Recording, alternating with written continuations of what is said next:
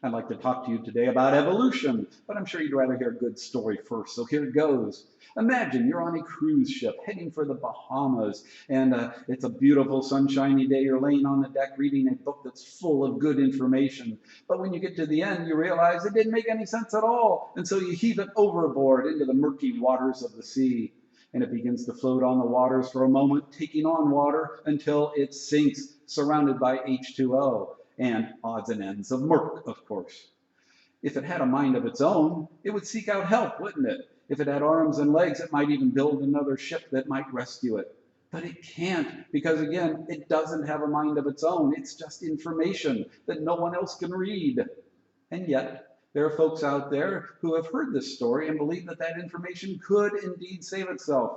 Yeah, they believe that a pair of scissors could appear out of nowhere and cut that book in half. And why would this happen? Because they say the book can't fit into the special Xerox machine that also appeared out of nowhere just to duplicate it. The fact is, DNA is just that, information. It cannot create scissors to cut itself in half, and it cannot create a complicated duplicating machine, no more than a book can create a human to read it. Honestly, I'll give the evolutionists the whole man came from ape idea. I'll even give them the idea that the building blocks of life are nucleic acids.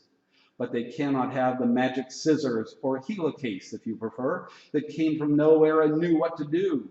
And they certainly cannot have the Xerox machine or polymerase that not only knows what to do, but knows how to do it backwards. Because that theory, my friends, has sailed, and it's on its way to absolutely nowhere. Thanks be to God on that, and amen.